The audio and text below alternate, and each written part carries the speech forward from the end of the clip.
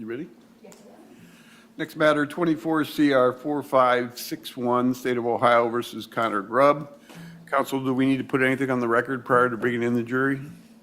No, thank you. All right, let's go with the jury.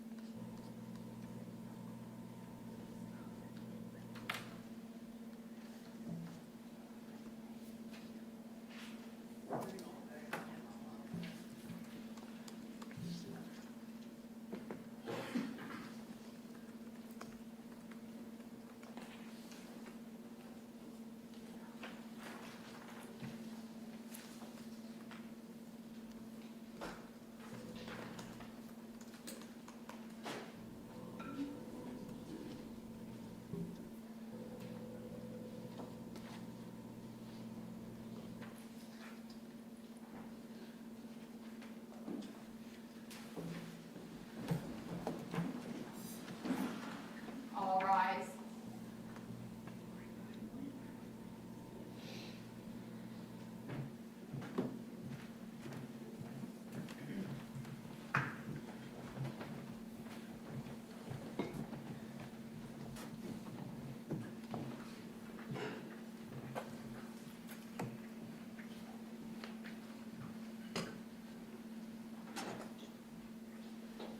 Can I have a seat? Hope everyone had a good Veterans Day yesterday. Nice break. Is there any further witnesses on behalf of the state of Ohio? Yes, Your Honor, thank you. We would call Nick Atkins.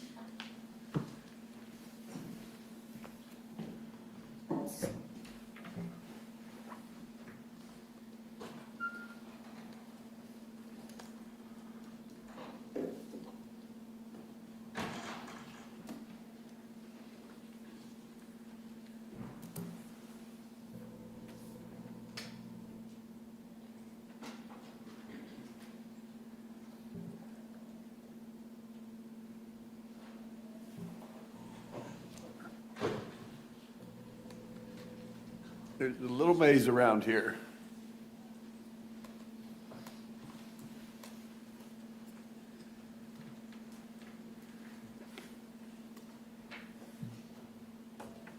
Raise your right hand. Do you solemnly swear, affirm under penalty of perjury, your testimony in this case will be the truth, the whole truth, and nothing but the truth? I do.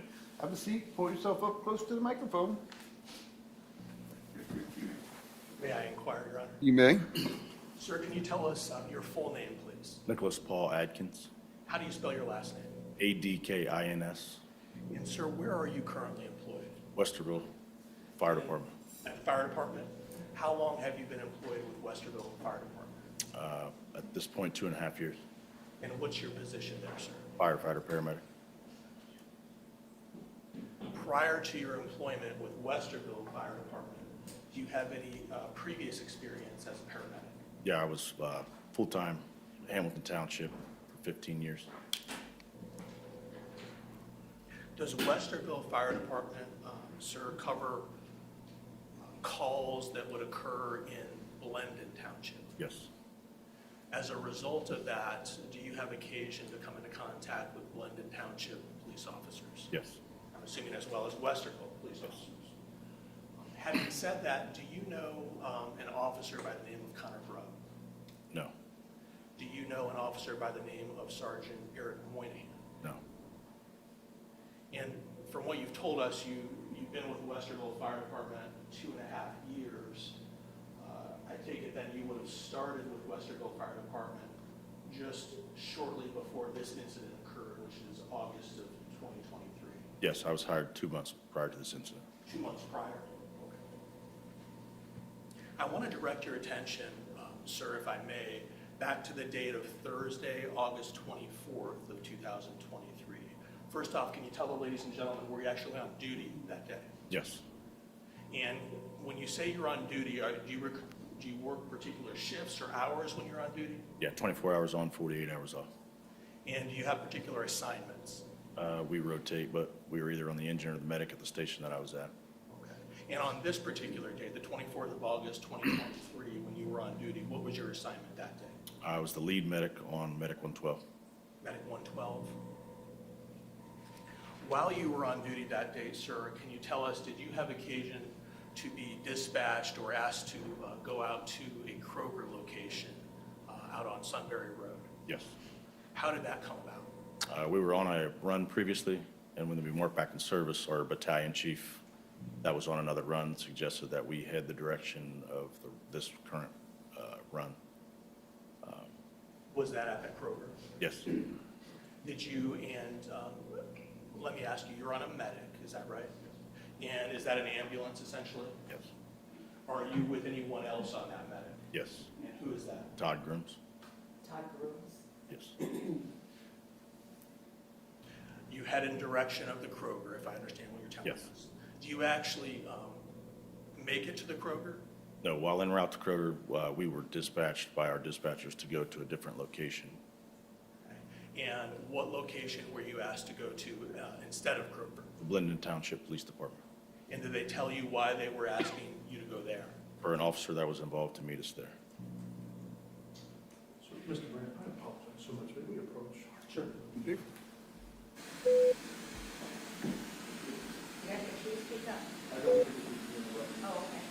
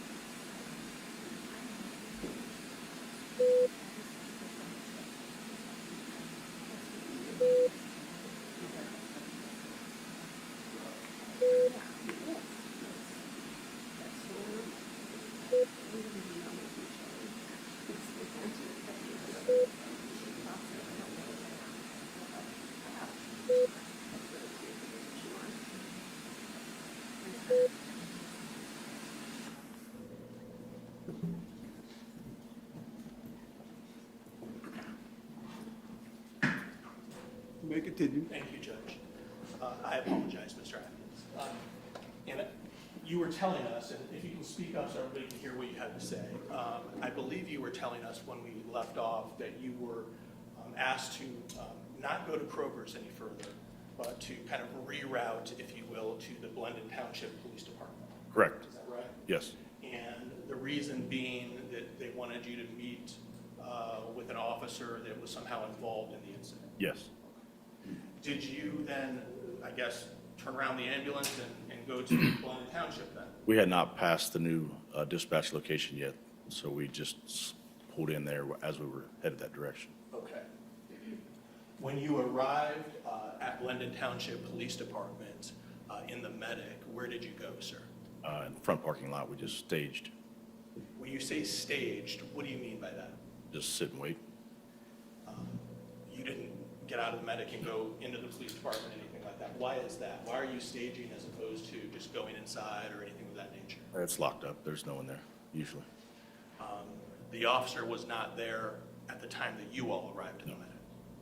What's the next thing that happened then? Approximately 5 minutes later, the sheriff's car pulled up with the officer in the back, or in the front. I don't know, not sure, but A sheriff's cruiser pulls up with the officer inside. And do they exit the cruiser? Yes. When I say they, I'm assuming there's not only the officer that you're going to be looking at, but also a sheriff's deputy who's driving that cruiser. Correct. And where do they go when they exit the cruiser? They walk over to the ambulance. So are you and your partner, Mr. Grooms, inside of the ambulance? Yes. And when I say that, I'm envisioning an ambulance like we see on TV, okay, that has the back doors that open up and you can kind of step up into it. Right. Is that where you and your partner are located? We were on the outside of the truck, and we just told him that once he was walking to walk up into the back of the truck. Okay. Did the officer have any problems walking from the sheriff's cruiser to the ambulance? No. Did he have any problem stepping up into the back of the ambulance when No. you requested? Once he was in the back of the medic, did you ask him what had happened? Yes. And what statement did he make to you? He stated that he was struck by a vehicle below the knees, and he went up onto the hood and then fell off onto the ground. Did you assess him for injuries? Yes. And let me ask you, I guess, first off, did you observe any noticeable visible injuries to his person? Yes. And what are we talking about? Where at? He was bleeding from his elbow and from the back of his hand. Okay. And you motioned, when you said bleeding from his elbow, I think you motioned to your left elbow, is that right? Is that the elbow that you observed blood on? I believe so, yes. And you also motioned to the back of your left hand? Yes. It was his left hand. Did you clean up that blood? Yes. And how was that done? We use solution, just water and bandaging. We wipe it off, clean it down, and then we bandaged it. Bandage it up. Let me show.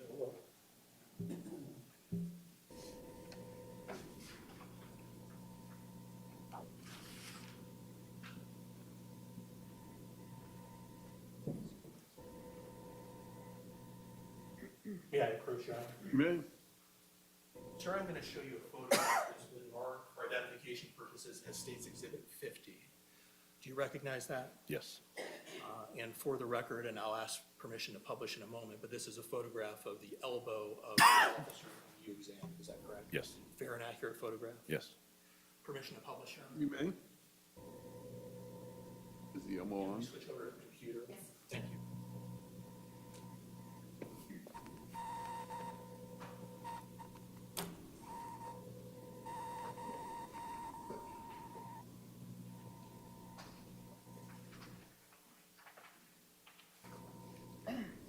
Officer, we're looking at State's Exhibit 50 up on the screen. Obviously, we're looking at the left elbow area of the officer that you assessed in the back of the medic, is that correct? Yes. Is that a fair and accurate photograph of the Band-Aid or the bandage that you would have applied to his elbow? Yes. Okay. As well as, I guess that injury itself is covered up. We can kind of see some, I don't know if that's dried blood or an abrasion underneath. Is that what you would have observed? Yes.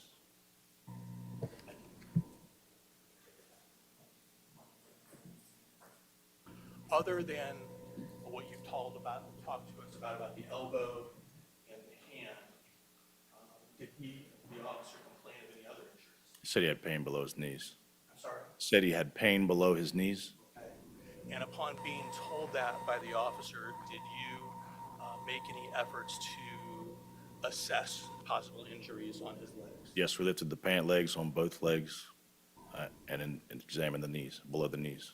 And upon examination, did you make note of any notable injuries to his legs? We just noticed some redness, but it was nothing notable as far as for our report. In fact, you didn't note any injuries observed on his legs in your report?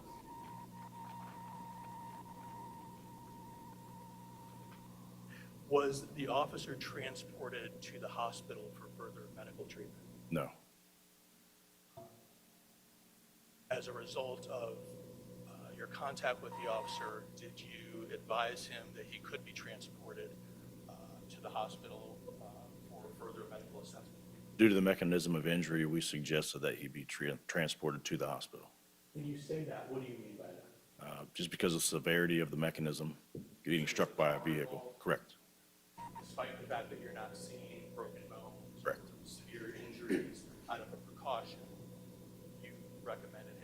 good idea to go to the hospital. Yes. And did he take you up on that? No, he declined. He declined to be transported. When someone declines to be transported or says, look, I don't need any further treatment for whatever reason, do you, as a precaution, whether it's a legal precaution or otherwise, have them sign refusal, so to speak? Correct. When I say that, a statement saying, I understand what you're telling me, but I refuse to be transported. Correct. And did the officer actually sign a refusal? to be Yes. transported? You have a moment, Judge? You may.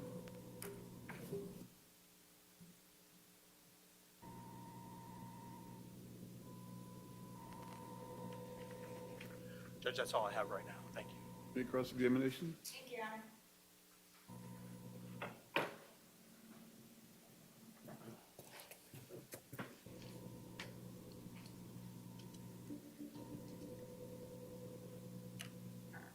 May I proceed? You may.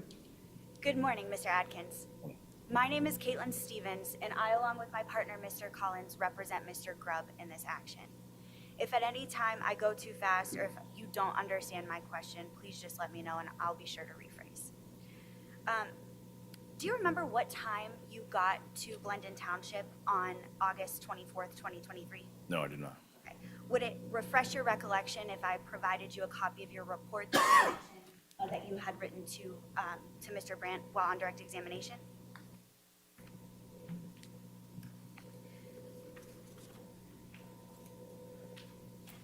May I approach the witness, may. Your Honor? You may. Let the record reflect that I am approaching Mr. Adkins with what has previously been marked for identification purposes as Defendant's Exhibit E. I'm so sorry, as an elephant. Mr. Adkins, that is the report that you wrote on August 24th of 2023, correct? Correct. And to the best of your knowledge, it's a fair and accurate copy of what you wrote back in August of 2023, what I'm showing you today, correct? Yes. On that report, it states that you were dispatched, or you arrived at Blendon Township, the police department, at 1855, correct? 1840? 1840? And then you observe my client at 1855. Do you see 1855 anywhere there? Okay. 1845? Okay, I apologize. You said 1845, Yes. which means 6:45 p.m., correct? Yes. Okay. And you were dispatched because you had to follow up with the police officer who was involved in this critical incident, right? Yes. You ever responded to somebody being hit by a car before? Multiple times? You're aware that cars can cause serious physical injuries, right? Correct. And that's why you recommended him to follow up, because of the serious potential injuries that a car can cause when somebody's hit by them, right? Absolutely. Part of your job is to assess the individual both physically and take note of observations, correct? Correct. You noted on your report that Connor was in high stress, correct? Correct. With anxious mannerisms, right? Can you describe those anxious mannerisms for the ladies and gentlemen of the jury? Post the traumatic incident, you have a response from your adrenaline that creates flushed skin, sweating, some kind of shaking or trembling, just as you would as if you're scared, and or, high stress situation. And he exhibited those symptoms. Correct. You noted that he was high flush in your report also, right? Yes. And you noted that he was diaphoretic, correct? Yes. Which means he was sweating heavily, right? And you took his blood pressure, correct? Correct. And his blood pressure, I believe you noted on your report, was 133/93, Yes. right? That's high, isn't it? Higher than normal. And it could be potentially stage 1 hypertension, is that correct? Potentially. That means that your heart and your blood vessels are under increased strain and they should be monitored closely, right? Yes. That blood pressure can lead to a heart attack, correct? Probably not that specific blood pressure, but untreated over time, blood pressure can lead to those complications. Now, you mentioned on direct examination that you didn't note any injuries to his lower extremities in your report. Do you remember telling Mr. Brandt that? Yep. But actually, sir, on your report, it's noted, if you look to the top, I believe, right corner, it's noted that he does in fact have abrasions to his knees. You would agree with that, right? if you could show me on here where the, Absolutely. May I approach the witness, You Your may. Honor? Thank you.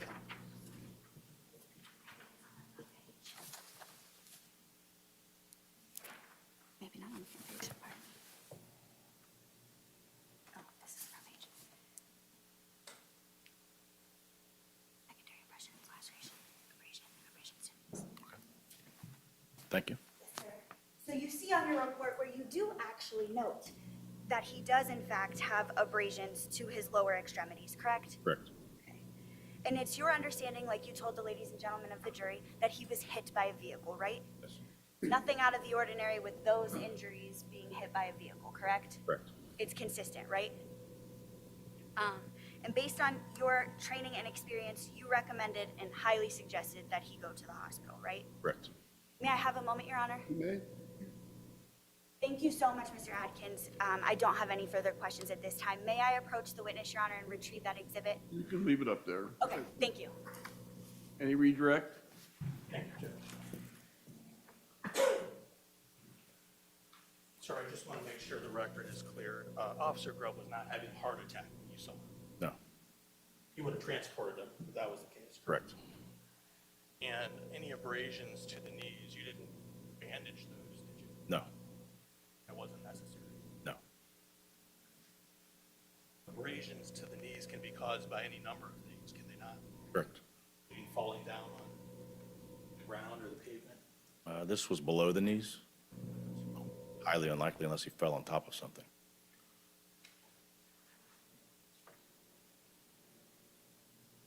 You talked a little bit about high stress and some observations you made of the officer upon coming into contact with him. And one of the things that was talked about was flush, I'm assuming you're talking about flush skin, Correct. and him being sweaty. Yes, It's August 24th, right? correct. Outside. Yes, He's got, I think you already told us, his uniform as well as a bulletproof vest on top of that. correct. That he actually has to remove or is in the process of removing when he's walking up to the medic. Yes, It's not unusual for someone who has been in a high-stress situation to be sweaty. correct. Do you agree with that? Or flush, for that matter. Would you agree with that? Correct. His blood pressure was, I think you said, elevated, higher. Yes, That you described. That's not unusual for someone who is in a high-stress situation. correct. In fact, is it fair to say you would expect that? Yes, If someone had just shot and killed someone, would you expect to see those type of things? yes. That does not speak to whether the shooting was justified at all. Would you agree with that? Your Honor, may we approach? You may.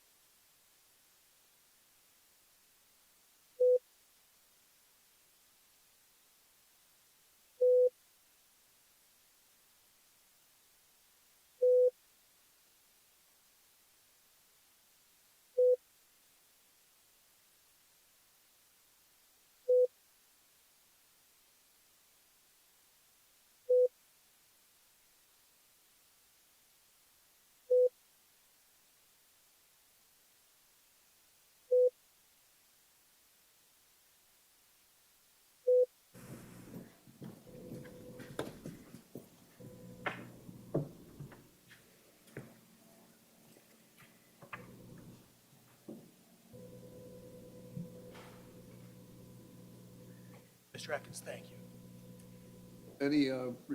Any additional questions? Nothing further, Your Honor. Thank you very much. Mr. Atkins, you can step down. Leave everything up there.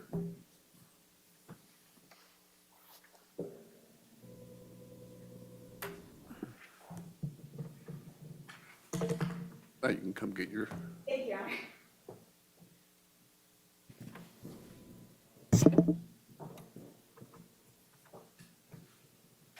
Any further witnesses on behalf of the state? Yes, the next witness is Cassandra Tackett.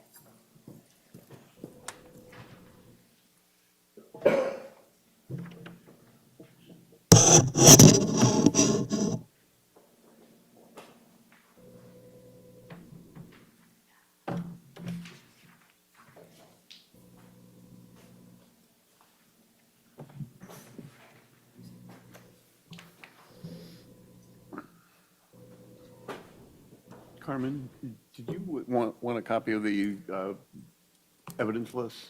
I got one. Thank you. Thank you.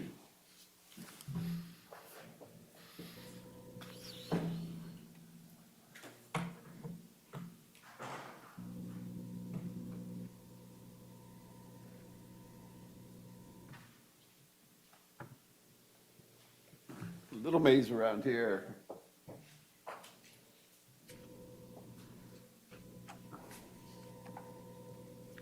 You raise your right hand. You solemnly swear or affirm under penalty of perjury your testimony in this case will be the truth, the whole truth, nothing but the truth? Yes, sir. Have a seat. Pull yourself up close to the microphone. And you may inquire. Thank you, Your Honor.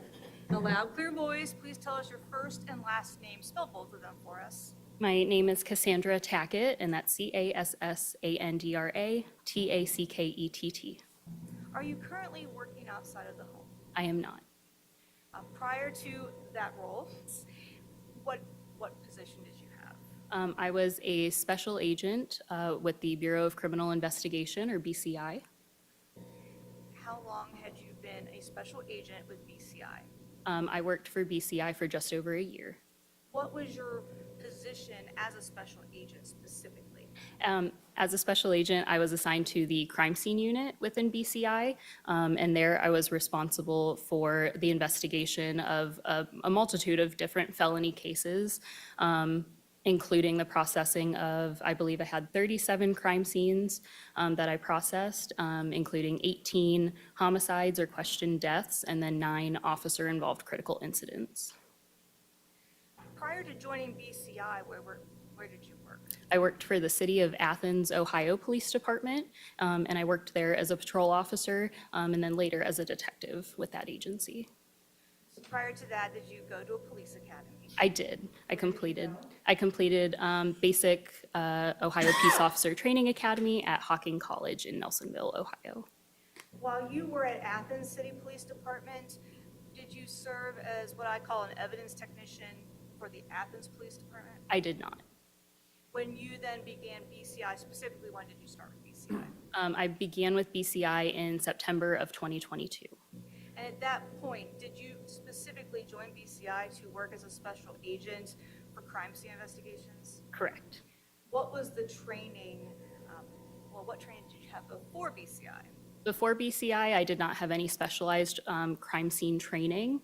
However, during my year at BCI, I completed a rigorous field training program where another agent was assigned as my field training agent. And so they accompanied me on different cases and kind of, walked me through the processing of crime scenes and the guidelines that BCI had for processing crime scenes. In addition to that, I also completed a 10-week residential training at the University of Tennessee, and that was at the National Forensic Academy. So that was 10 full weeks of nothing but crime scene training. As of August 24th, 2023, had you completed that training program within BCI? Yes, I had. And were you requested to assist in the investigation that happened at the 5991 South Sunbury Road, Kroger? Yes, Were you specifically requested to do crime scene investigation or evidence collection? that is correct. So the main incident happened at the Kroger. Were you sent to the Kroger? I was not sent there first. Where were you sent first? first? I was sent to, I believe it was Mount Carmel St. Anne's Hospital For what purpose? to collect evidence. And did you go to St. Anne's Hospital? I did. When you got there, did you have any communication with anybody with respect to your duties you were to perform? Yes. So Special Agent Matthew Austin was assigned as the lead crime scene agent for that case. I was sent to assist Special Agent Austin with that case. He requested that I go to the hospital first because the deceased person had been taken to the hospital. I'm not sure if it was known at the time that they were deceased, but once I got to the hospital, they were found to be deceased. When you get to the hospital and find out that she was deceased, at that time, was there an identity of her? There was not. She was unidentified at that time. Eventually, was identity confirmed? That is correct. And is that of Takaya Young? Yes. Did you speak to any Franklin County Sheriff's Office deputies at that hospital? I believe there were 2 stationed outside the room. And did you learn whether or not the coroner's office had been notified of the death at that time? At my time of arrival, the coroner's office had not been notified of the death. Did you request that that be done? I did.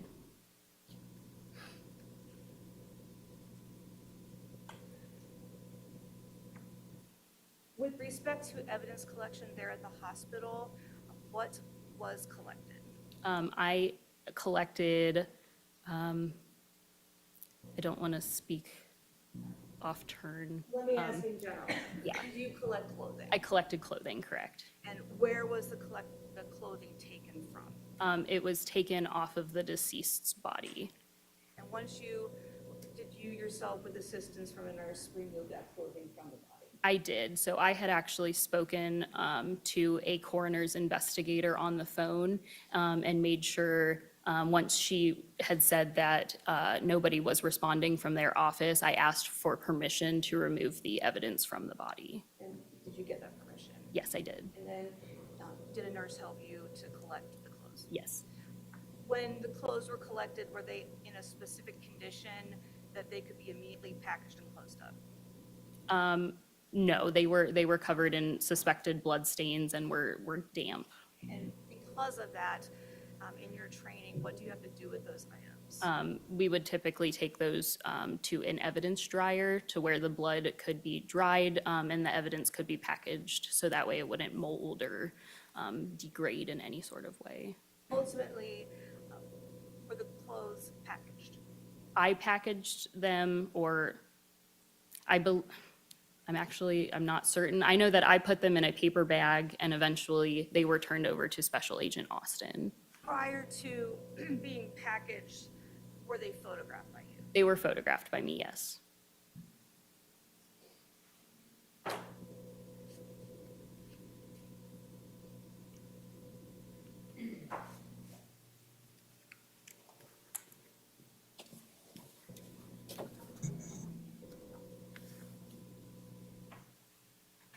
Your Honor, may I approach this witness? You may. Thank you. Ms. Tackett, I'm handing you State's Exhibits 46, 47, and 48. Take a look at those 3. Yep.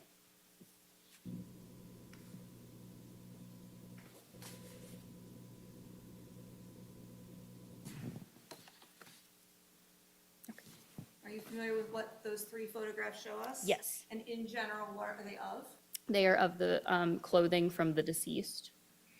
Do State's Exhibits 46, 47, 48 fairly and accurately depict the clothing as you saw it when you removed it from the hospital? Yes, they do. If I could publish, Your Honor? You may. We switch over.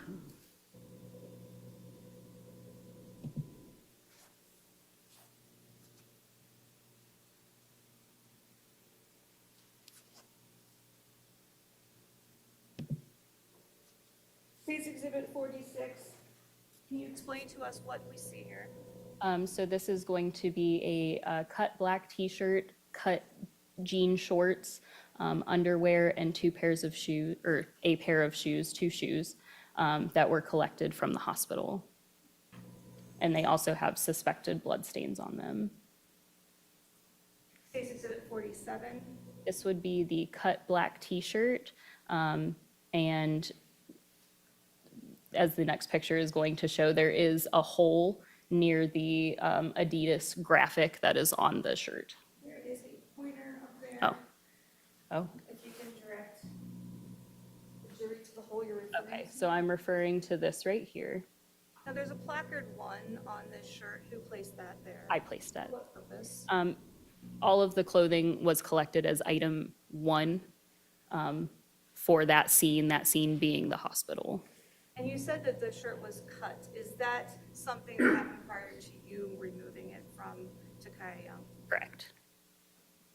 You didn't make that cut to remove the shirt? I did not make that cut. State's Exhibit 48. Is this a close-up of what you just had circled in State's Exhibit 47? Yes, it is. And what is it? It is a suspected bullet hole in the black T-shirt. Did you examine any other part of the shirt to see if there was any other hole from the bullet? I did. I examined the entire shirt, and this was the only suspected hole that I found. I believe you left that hospital at about 2,300 hours. Okay. Where did you go next? After I left the hospital, I went to the Blendon Township Police Department for the purpose of photographing officers and collecting evidence.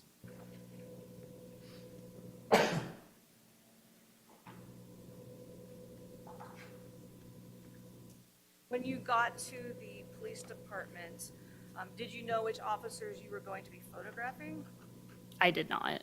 Did you learn that upon arrival at the Blendon Township Police Department? I did. Who did you come into contact first with? Would I be able to reference my report?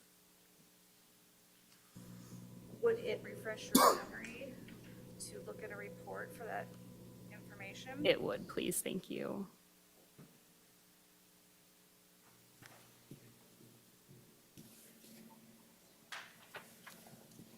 Ms. Tackett, I'm going to hand you a report.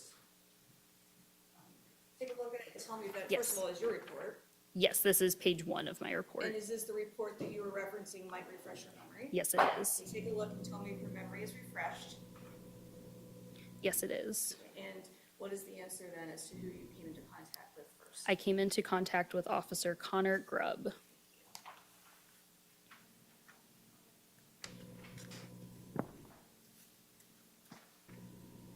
Did you make physical observations of Connor Grubb? I did. Did you then take photographs of him? I did.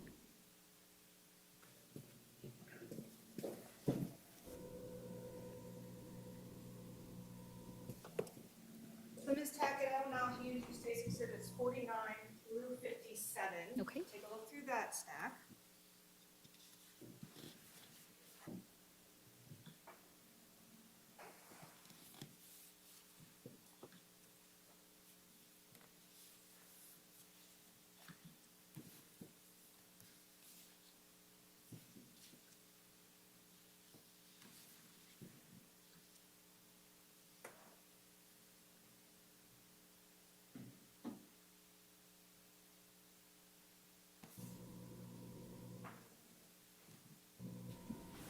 Ms. Tackett, are those the photographs you took on August 24, 2023, maybe even going into the 25th? Yes. And do all State's Exhibits 49 through 57 fairly and accurately reflect your observations of Connor Grubb Yes. at that time? Yes, it does.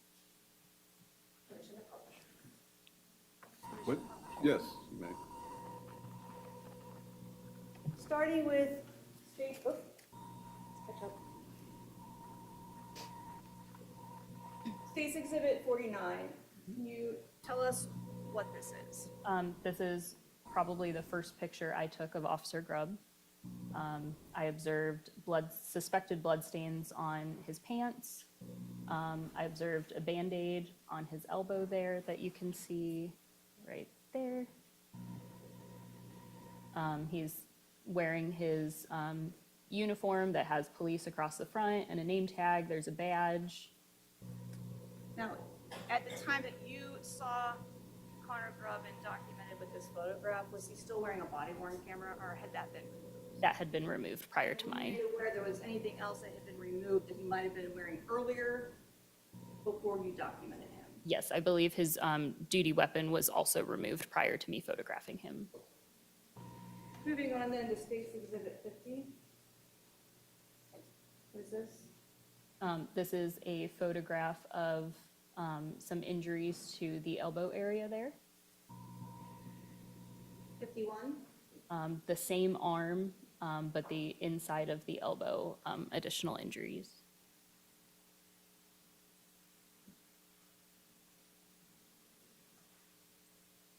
State's Exhibit 52, This is depicting injuries to that hand.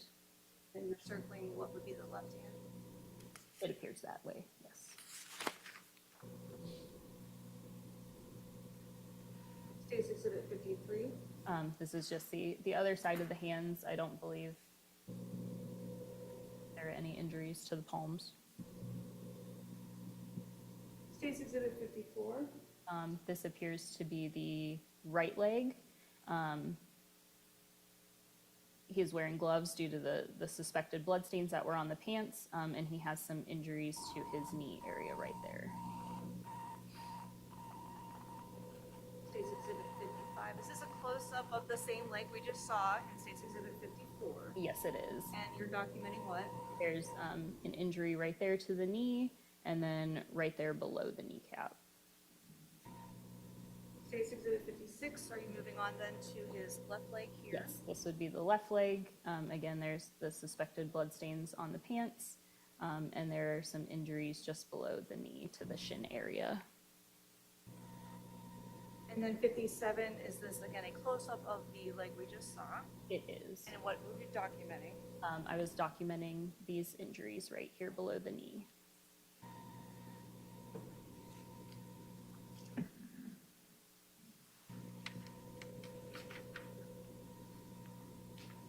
Now, you mentioned a duty firearm. Did you retrieve that when you were at the Blendon Township Police Department? I did. And at this time, I'm gonna have you open the box first, and then I think the deputies are gonna come and make sure that that's safe. Okay. So let's get to State's Exhibit 59, which is what? It appears to be a box containing a firearm. Does it have any ceilings on it? It does. It has tape, and it has, This is the first kind of evidence we've seen. So take the box and show the jury, when we say, is the box sealed, what are you talking about? yes, so there is tape along the opening points of the box, the flaps of the box. So there's tape along all of those points, and then there is also my initials indicating where the tape meets the box. So that way it is able to be seen if it has been tampered with. So right now, as you hold it in your hands, Yes. is this box sealed? It is sealed, yes. Now, in your experience as a crime scene investigator, something like a firearm usually sent to a lab. Correct, and based on the additional sticker here and additional markings on the tape, it has been opened and resealed by somebody else. But now, still, it's sealed right now. Correct. So I'm going to ask you to go ahead and break a seal and open up that box for Okay, us. I'm gonna place some gloves. Your Honor, for the record, the prosecution, we have no issues with the chain of custody or anything with regards to the gun. Would that apply to the casing and the projectile as well? Would that apply to what? Casing and projectile as well. That would be a later witness. Thank you. Okay, but go ahead and open it. You still would like me to proceed? Okay.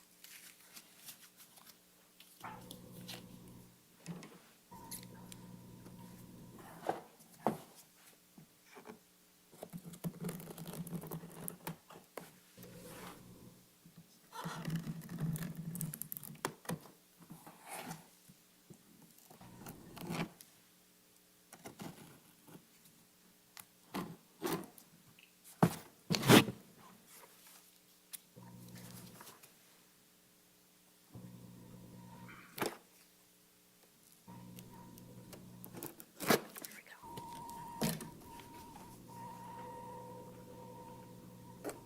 These scissors are not super handy. Do you have a pocket knife? Knife on you? If you could just, that would be, I think, a lot more effective. For the record, the deputy is currently Thank you with a kindly. knife opening the seal.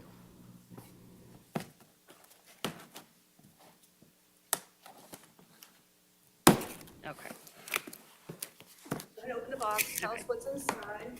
Okay, so this envelope says that it has 17 cartridges and 1 magazine.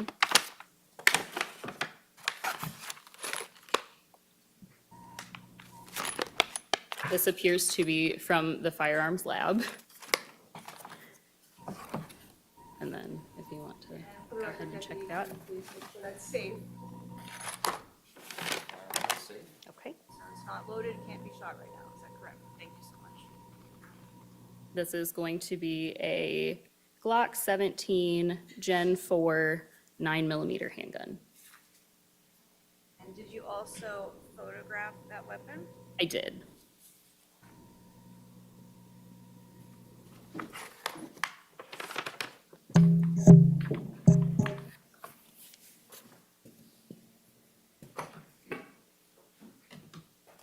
Permission to publish the photo? You may.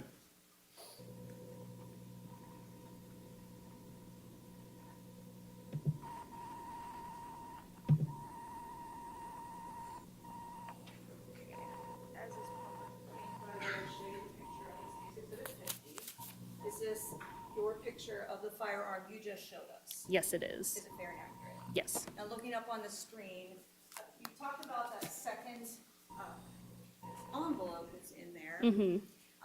Tell us again what is in the envelope. The large envelope contains 17 cartridges and 1 magazine. Go ahead and open that up and make sure that's what's inside. Okay.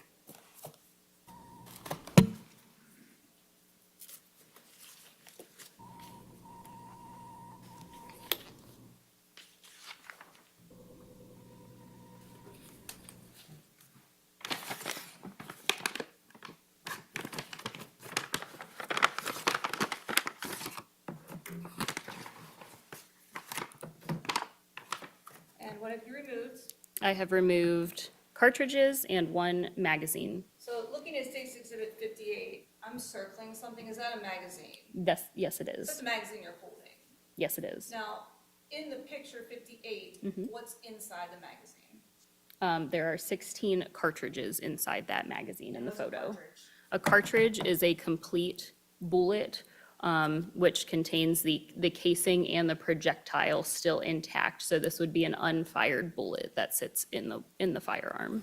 And for packaging purposes, are these unfired bullets all removed from the gun when it's packaged? They are. And is that now what you're holding in your hand? Yes, it is. Okay, and then there's this one separate one at the top. Yes. Why did you have that separate when you photographed this firearm? That indicates that that cartridge was found in the chamber of the firearm. And you're gonna have to explain what that means, so everybody knows. So that means the gun was loaded, ready to be fired.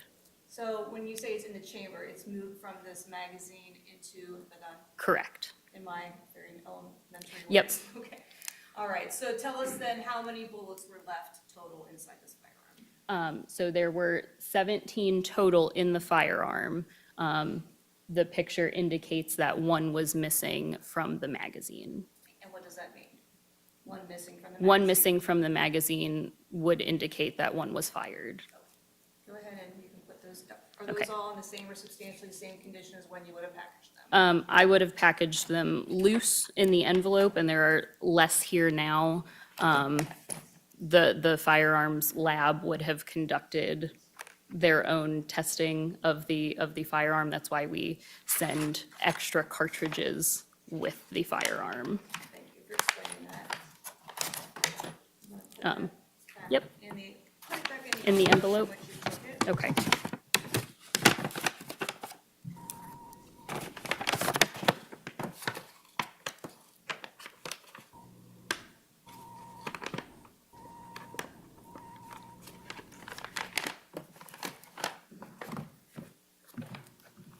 And can you put that anywhere right now? If they've been told to stop testimony.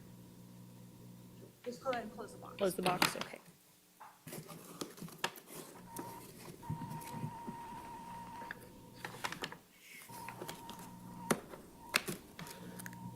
Did you also come into contact with a Sergeant Eric Moynihan? Yes, I did. And did you document him by photograph as well? Yes, I did document Sergeant Moynihan. All right, I'm going to show you State's Exhibit 60.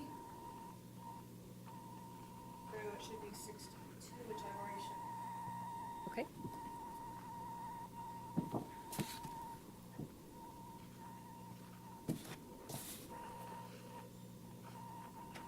Are those three pictures photographs you took of Sergeant Eric Moynihan, August 24th, maybe into the 25th of 2023? Yes, they are. Do they all three fairly and accurately depict your observations of Sergeant Moynihan? Yes, they do. Permission to publish. You may.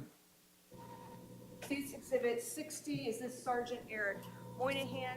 Yes, it What were you documenting by taking this photograph? I was documenting the condition of his uniform at the time. And which was what? Just Um, the condition? How yep. it looked? Yep, so he had, a name tag, and police stated across his vest he was wearing a badge.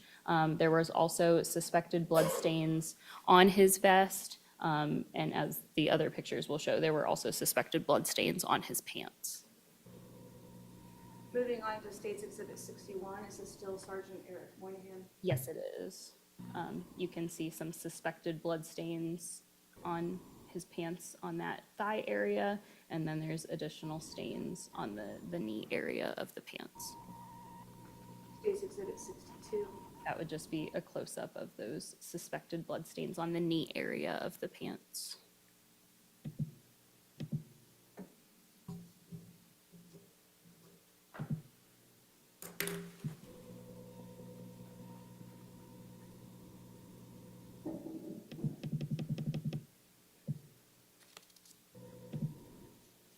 I want to go back to State's Exhibit 50. When you were making these observations and documenting Officer Connor Grubb, did he make any statements about how these injuries were inflicted? I don't recall who told me about the injuries to his arms, but it was reported to me that he sustained injuries to his arms after breaking out a car window with his flashlight, and then to provide aid to the female that was deceased. And then when you were talking about his legs, Yes. or not talking about them, but when you were documenting his legs, did anyone, including Connor Grubb, providing information as to those injuries? Yes, he had stated to me that he was struck by the female's vehicle, and that's why he sustained the leg injuries. Now, you had gained information that there had been broken glass associated with that vehicle. Correct. It was told to me that a window was broken out. Did you yourself then ever go out to the Kroger scene? I did. After I had left the hospital and then documented the officers, I then made my way to the Kroger scene. Did you perform any evidence collection there? I did not. Was there another agent who was assigned to the Kroger scene? Yes, Special Agent Matthew Austin was the lead agent at that Kroger scene.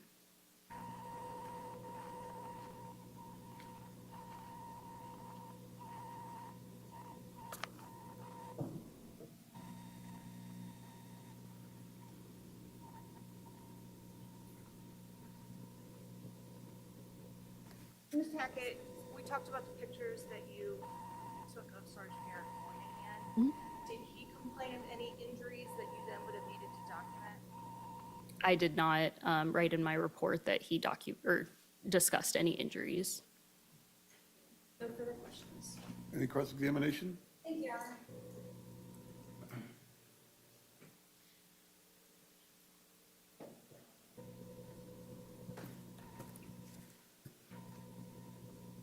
Good morning, Ms. Hackett. We know each other professionally, correct? Correct. I've got some questions for you today based off of Ms. Claypool's questions. If at any time I go too fast or you don't understand the question, please just ask me to rephrase. Thank you.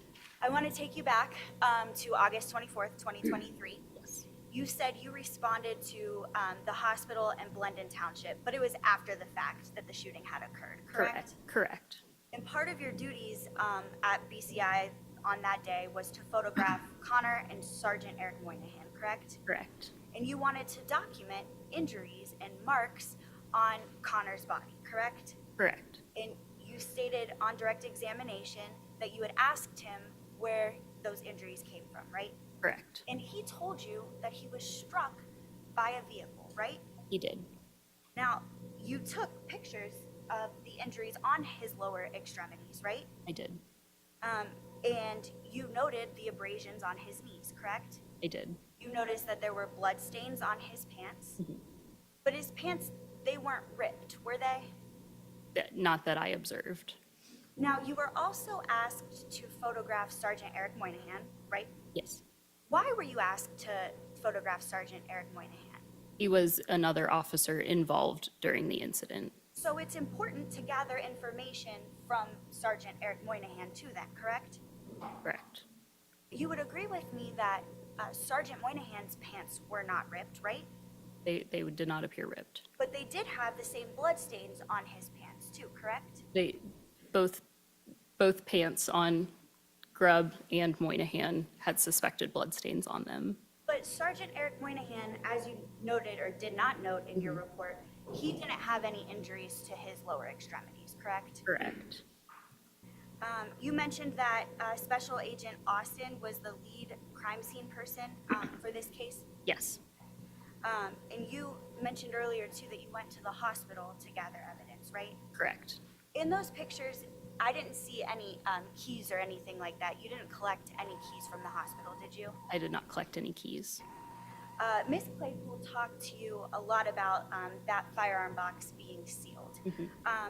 If a seal were broken, it would indicate that somebody had been in that piece of evidence, right? Correct. In normal, proper protocol and procedure, typically when somebody goes into a piece of evidence, you guys as BCI techs would fill out a sheet indicating, hey, this is the time and this is the place when I did in fact go into that piece of evidence, right? If it had been sealed previously and then opened, there would be documentation, yes. And that's important to be thorough in your investigation, right? Correct. Because there are chain of custody issues that sometimes arise with pieces of evidence, correct? Yes. Thank you. Now, Ms. Claypool also asked about the bullet in the chamber. Do you remember her asking you about those? I about do. that? Yep. That bullet automatically gets loaded in the chamber after a round is fired, correct? Correct. Connor didn't have to recock the gun in order for it to go up into the chamber or anything like that, right? I'm not sure if there were any, firearm mishaps or anything that happened at the scene. That would be something that the firearms, The firearm technician would have yes, thank you analyzed for the, that thank you aspect. for the words. But to your knowledge, none of that happened here? Based Correct. off of what you analyzed, It right? was not reported to me that there were any mishaps with the firearm. And so because there were no mishaps with the firearms, or I'll ask him that down the road too, but presumably, if there were no mishaps with the firearm, then that bullet would automatically be loaded in the chamber, right? That is how a firearm would normally operate. May I have a moment, Your Honor? May? Thank you so much, Ms. Tackett. I appreciate you being here. I have no further questions for you at this time. Thank you. Any redirect? There you are, thank you. All right, you can step down, leave everything there.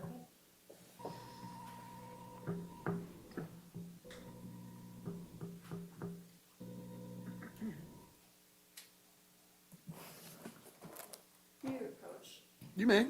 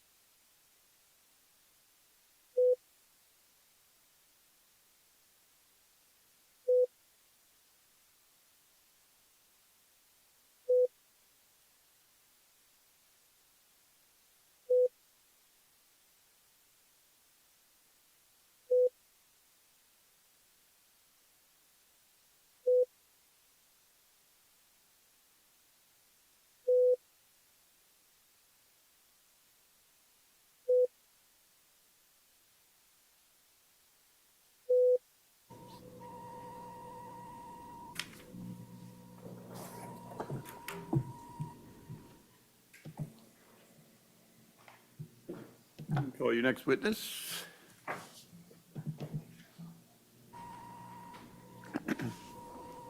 Thank you, Your Honor. The state calls Andrew McClellan.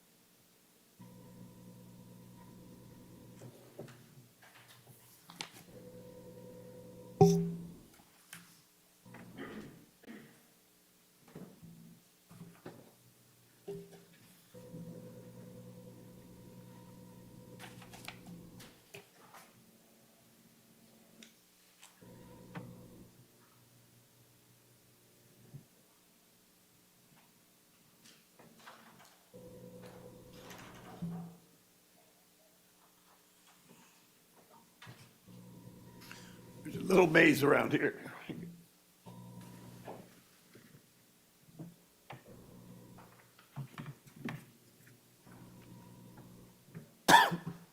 Please raise your right hand. You solemnly swear, affirm under penalty of perjury, your testimony in this case will be the truth, the whole truth, and nothing but the truth? I do. Have a seat, pull yourself up close to the microphone.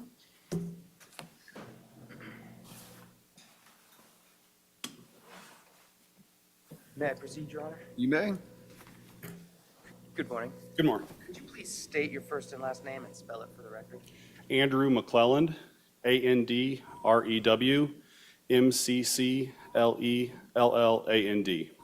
Mr. McClellan, how are you currently employed and in what capacity? I'm a forensic scientist, firearms examiner with the Ohio Bureau of Criminal Identification and Investigation, also known as BCI. And how long have you been a firearms examiner with BCI? Since 2012, July of 2012. July 2012. And how long total have you spent with BCI? Since July of 2005. So what did you do with BCI between 2005 and 2012? I was a forensic scientist, latent print examiner. And then during your time with BCI, did you switch from doing prints to firearms? Yes, I transferred, my transfer was in 2012. And Mr. McClellan, could you describe what the BCI Crime Lab is? BCI, the crime lab specifically, is a crime laboratory whose services are provided to any agencies that need it, that don't have their own crime lab within their own police department. We process and examine evidence that is submitted to the laboratory. We will then report upon our findings. So can agencies from anywhere in Ohio submit evidentiary items to BCI for analysis? Yes. And as now a firearms examiner since 2012 with BCI, what are your primary roles and responsibilities with the crime lab? We examine firearms and firearm-related components. When I say firearm-related components, I mean fired cartridge cases, fired bullets, fired shot shells, shot shell projectiles, slugs, pellets, shot wadding. We can also do operability reports and serial number restoration. And Mr. McClellan, what type of training, education, and experience and background do you have in order to be a firearms examiner with BCI? I have a biochemistry degree from Otterbein College, which is now known as Otterbein University. Once I transferred from the latent print section to the firearms section, I underwent a year of on-the-job training, which included numerous written and physical examinations, and concluded with a competency test, proficiency test, and a mock trial to testify to the findings of my mock case that we have to create during training. And have you ever testified in court before related to your capacity as a firearms examiner? Yes, How many times would you estimate? dozens. Dozens. And have you been certified as an expert before? Yes, In what field have you been certified as an expert before? both as a latent print examiner and as a firearms examiner. Your Honor, the state would move to tender Mr. McClelland as an expert in firearms. He can issue his own opinions. Thank you, Your Honor. Mr. McClellan, Is there a way in which a fired bullet or a casing can be compared to a particular gun to determine whether or not the bullet or the casing came from that particular gun? Yes. Could you describe how that process occurs? So when a firearm is discharged, the cartridge that is being discharged by the firearm produces a high-pressure spike within the firearm. That pressure will then propel the bullet forward out of the barrel, and it will press the cartridge case back against a part of the firearm known as the breech face. When this discharge occurs, there are microscopic characteristics that are present on the firearm that can get transferred from the firearm onto those fired components at the moment of discharge. And then what do you do in order to make a comparison to determine if a bullet or a casing came from a particular gun? If a firearm is submitted, the first step we will do is we will do a physical and visual examination to ensure the firearm is in proper working order, it's not dangerous for us to test fire. We will then test fire the weapon a number of times. This serves two purposes. First, it allows us to say whether or not the firearm was operable as received, meaning it works correctly. And then we will collect those test fires and we will use those in the comparison phase. So the first step of the comparison phase is we will do what's known as a test-to-test comparison. So we'll take two of our test-fired bullets or two of our test-fired cartridge cases and examine them on a comparison microscope. A comparison microscope is two compound microscopes that are joined in one field of view where we can move the stages of each microscope independently to try and line up the characteristics that gun may or may have not reproduced on those fired components. Once we are done with the test-to-test comparison, we will then move to a test-to-evidence comparison. So we'll use one of the test fires that we looked at, and then we will compare it to any evidence that was submitted, whether it was evidence fired cartridge cases or evidence fired bullets. If we see a similar level of agreement in our test evidence that we saw in our test-to-test, that's when we can say whether or not it was fired, the evidence was fired in that firearm. So does every single gun, once fired, leave an imprint on the projectile or the casing that is completely unique to that firearm? It can. It depends on the condition of the firearm and the method the firearm was manufactured, but typically, yes. And so if you receive a gun and then casings or projectiles to compare whether or not they were fired from that gun, will you yourself fire from the gun so that you have a known sample to compare it with? Yes, that's the test firing procedure that I outlined that creates the test fires that we use. And what kind of equipment do you use to do then a microscopic comparison between a known sample of a casing or a projectile and one submitted for analysis? That would be the comparison microscope where we use it to do both our test-to-test comparisons and our test evidence comparisons. And Mr. McClellan, is this process of microscopic comparison, is that repeatable and objectively verifiable? Yes. And is it based on widely accepted principles in your field? Yes.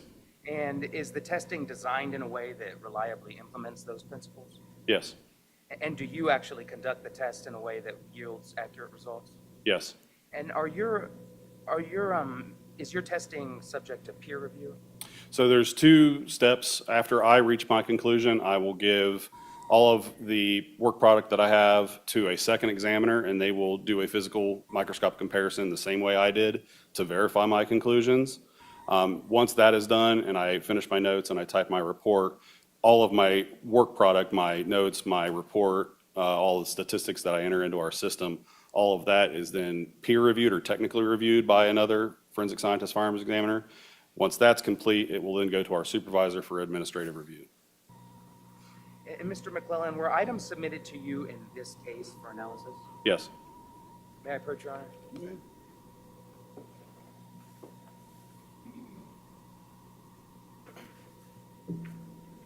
Mr. McClellan, I'm handing you what has been marked for identification purposes as States Exhibit 59, States Exhibit 45, and States Exhibit 72. Are you able to identify those items from the markings on the outside? Yes. First of all, this olive green barcode label that's on the edge of the box, that is a barcode label that is affixed to evidence when it is submitted to the laboratory through our evidence receiving department. It will contain, the barcode is so that we can scan it and as it moves throughout the laboratory to establish a chain of custody. It'll also include the department which submitted it as long as some other demographic information. This neon green label is a make safe label that I affixed to the box, meaning the gun is unloaded in a safe condition when I received it. Additionally, on the front of the box, is a smaller blue handwriting here and a larger black handwriting here. That's my open and seal dates from when I opened the box and then when I sealed the box. And then do you put your initials or mark the outside when you handle the items? Yes, so it's on the packaging as well as on the items inside. And which item does the label indicate that is? This is State's Exhibit 59, which is also BCI item number 2. And what is inside of that? First of all, there is a manila envelope that states 17 cartridges, 1 mag. I also put the BCI case number, the item number, and my initials on that in the small blue writing.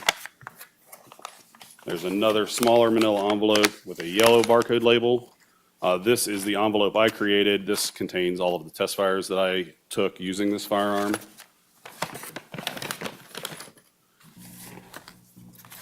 And then inside the firearm, or inside the box, is the firearm that was submitted. It is zip tied through the barrel to ensure that it is safe and not in a loaded condition. When these items are first submitted to BCI, what is the process by which BCI takes possession? So when an agency submits evidence to BCI, it is done through the evidence receiving department. Personnel with the department will come in and physically submit the evidence to our evidence receiving department. They will take all of the case information in and document that in our laboratory information management system, which is what we refer to as LIMS. Once all of the evidence is submitted, the packaging will be barcoded, and then the evidence will be moved to a secure storage location or a vault, until which time an examiner can retrieve that evidence and proceed to do the examinations.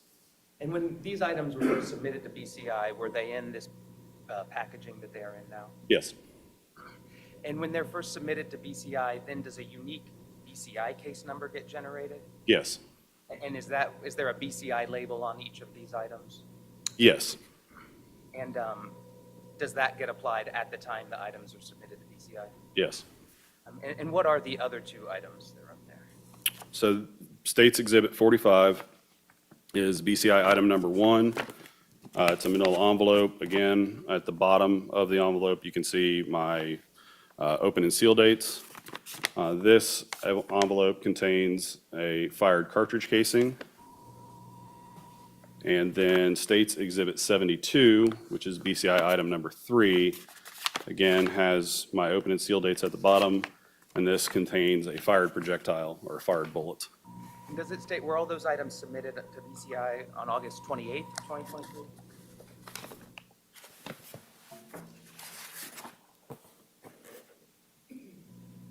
Yes.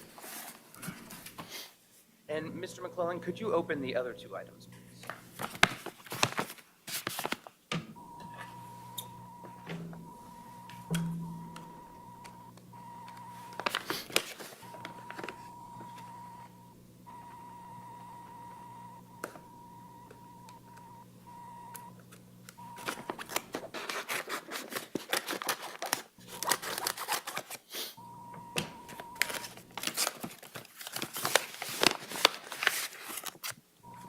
So BCI item number 3, State's Exhibit 72, contained an internal packaging, which is a brown cardboard box.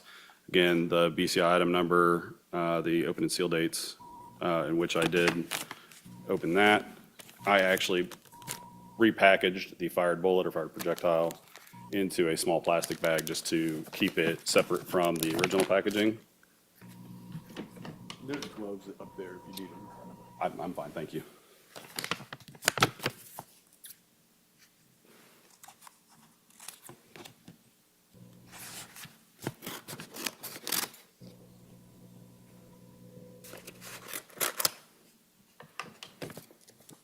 And then BCI item number 1, which is State's Exhibit 45, contains the 1 fired cartridge case that was submitted. On the side of this cartridge case, the black area is Sharpie that I apply, and then I scribe the case information on it. So the BCI case number, the item number, my initials, and I do the same with the bullet. It's just harder to see since it's in that plastic bag. And Mr. McClellan, are all of those items in the same or substantially similar condition as when they were submitted to BCI? Yes. Could you describe the process by which a cartridge casing is ejected from a gun, please? In a semi-automatic pistol, such as the one that was submitted, when the cartridge is discharged, the top portion of the firearm, which is referred to as the slide, will reciprocate or move to the rear. As it is moving to the rear, it will extract and eject or expel the fired cartridge case from the chamber of that firearm. And then as it moves forward, if there's still ammunition present in the magazine, it will chamber the next round from the magazine. And Mr. McClellan, what were you asked to do with these items submitted? When these were submitted, there was a request for comparison between the firearm and the fired cartridge case and fired bullet. And did you first complete an operability test of the firearm? Yes, initially, the first thing we do is a visual and physical examination to ensure that the firearm is safe to test fire. And then, yes, we do our test firing, which serves the two purposes of letting us state that it's operable as well as generating those test fires for the comparison phase. And what is the process by which you fire the gun to confirm it's operable and get samples to test? At our laboratory, we have what's known as a water recovery tank. So it is a metal tank full of water with a shooting port or hole and a tube, and we will shoot the firearm into that. The water will slow the bullet down so that it doesn't get damaged by hitting anything in the tank. And then there's a netting around that tube in which we shoot that will catch any auto-ejected cartridge cases. And did you confirm that this firearm was in fact operable? Yes, And how many times did you fire it? I believe it test fired it 6 times. So then would that have given you 6 projectiles and casings for comparison? Yes. And what did you then do after you test fired the weapon? So once I completed the test firing and operability examination, I move into the microscope comparison phase. So again, the first step is the test-to-test comparison of the test fires that I just generated to kind of develop a frame of reference or a fingerprint for that firearm. And then once I complete the test-to-test comparison, I move on to the test evidence comparison. And now, do you compare the casings to the test-fired casings to the casing and then the test-fired projectiles to the projectile? Initially, we do a test-to-test, so 2 casings to each other that were test-fired, and then 2 bullets that were test-fired to each other. And then we'll move on to 1 test-fired cartridge case to the evidence cartridge case, 1 test-fired bullet to the evidence bullet. And after doing a microscopic comparison in this case, were you able to reach any conclusions? Yes. And what conclusions did you reach? Both the fired cartridge case and the fired bullet were fired by the submitted firearm. And on your report, does it indicate a source identification? Yes, that's the language that we use in our report to indicate a match. And what does that mean if what level of certainty is that if it's a source identification? It is to a scientific level of certainty. So we talk about practical certainties and absolute certainties. An absolute certainty was if I were to compare it to every firearm in existence and ones that haven't even been manufactured yet. Obviously, that's not possible, so it's a practical certainty. Based off my training, education, and experience, there was enough agreement in the evidence to the test fire for me to feel comfortable saying that it was fired by that firearm. And were you able to reach that conclusion to that level of certainty that both the submitted casing and the submitted projectile came from that particular firearm? Yes. Now, was there also a portion or a lead fragment of a bullet of the projectile that was submitted? There was also a very small lead fragment that was submitted. It was such small in such nature that it was what we refer to as unsuitable. There was no information on that small lead fragment to make any kind of conclusion with, so we state that it is unsuitable for any kind of comparison or identification purposes. And was that along with the projectile that was removed from Takaya Young? Yes, it was in the brown box in States Exhibit 72, BCI Item 3. And do you know why there would have been a lead fragment along with the projectile? It's possible when a bullet strikes anything that it can fragment, and if it's possible that was a fragment from the bullet that was fired. So the little fragment was not suitable for comparison, Correct.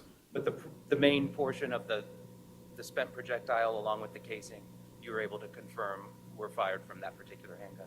Yes. May I approach, Your Honor? You may.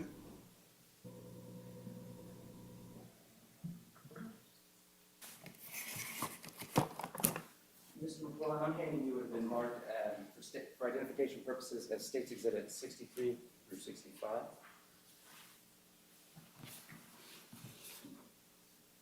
Do you recognize those photos?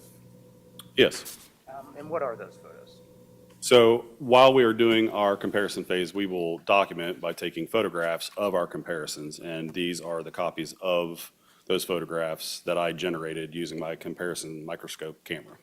And are those fair and accurate copies of the pictures you took? Yes. Your Honor, may I publish? You may.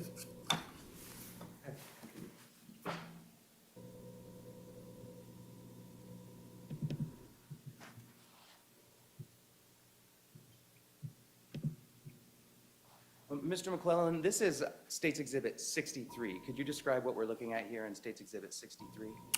So this is a comparison photograph that I took using the comparison microscope. The left side of the photograph, if you can see down the center of the photograph, there's a thin black line.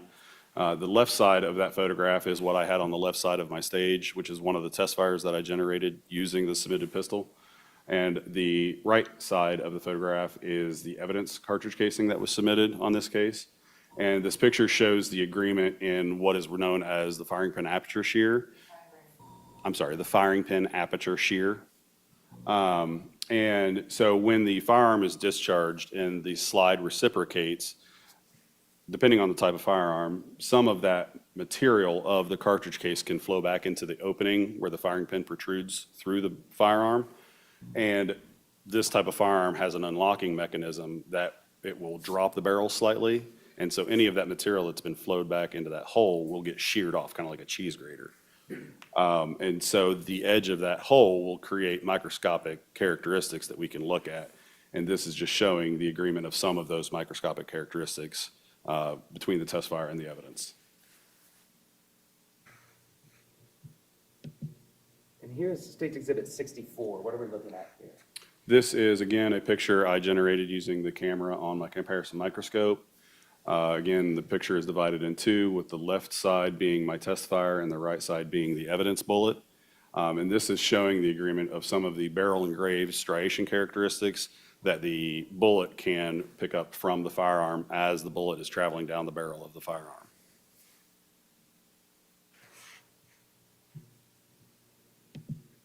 And then finally, here is State's Exhibit 5. Can you describe what we're looking at here? This is a State's Exhibit 65, excuse me. This is a second picture of the same fired bullet. Again, the left side is my test fire, the right side is the evidence bullet. This was just another area of agreement on that bullet. It was a different land impression on the bullet. So I took multiple photographs of areas on that bullet for identification purposes. I may have a moment. You may. Nothing further. Thank you, Your Honor. Any cross-examination? Very quickly, Your Honor. Proceed. Yes, may. Mr. McClellan, good morning. Thank you for being here. Morning. My name is Mark Collins, along with Ms. Stevens. We represent Connor Grubb. I had a professor, an undergrad at Cornell, Dr. Blanchard, who came up with the KISS method. Have you ever heard the KISS method, of the acronym KISS? I believe I know what you're referring Yeah, to. it says keep it simple, stupid. I think it was designed for me, so if you would keep it simple here, I would appreciate it. I think you started about 20 minutes ago for the record, but basically what you did is you took the weapon that was turned over by my client, you compared it to a shell casing that was found at the scene, correct? Yes, And you test fired using other ammunition, and you took that shell casing that was test fired, that matched the shell casing that was at the scene, correct. and that matched those shell casings, both those shell casings said it came from the weapon that was turned over. Correct. And you took one bullet that was found and compared it, and it was fired from that gun as well. Correct. Confirming that now, the magazine, how many bullets does that magazine hold? Yeah, I opened the magazine item in. You may. 18 sound right? So the magazine is listed as being a capacity 17 magazine. And then If you had one in the chamber as well, the full capacity of the firearm would be 18. So if there were 17 bullets left, that would mean one bullet was spent, correct? Correct. Again, confirming that there was one shot from that weapon, and the shell casing that was found at the scene matched that weapon. Correct. Thank you very much for keeping it simple. Appreciate it. Any redirect? No, thank you, Your Honor. All right, you can step down, leave everything there. Yes, sir. And you can take your stuff. Thank you.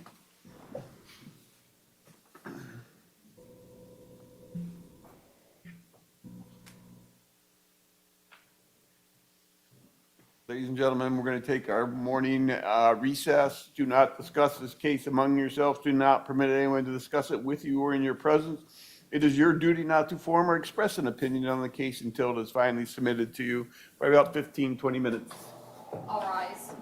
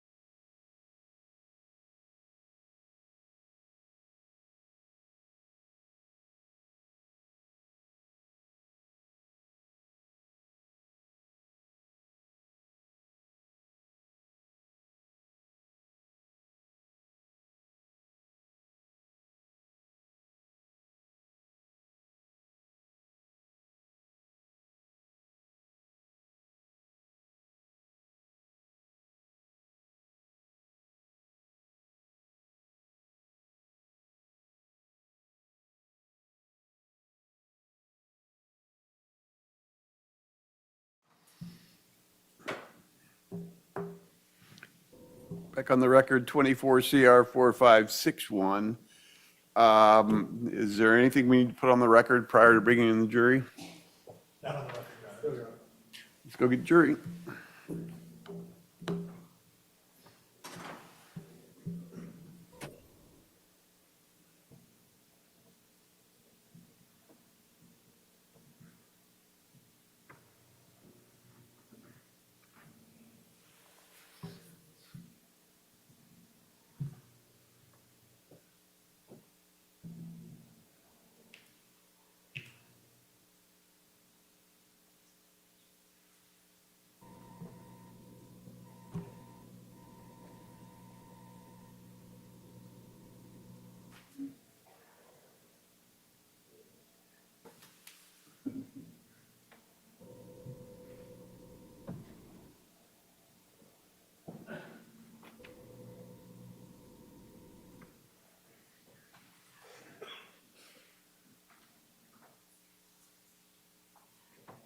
The largest laser pointer I've ever seen. All rise.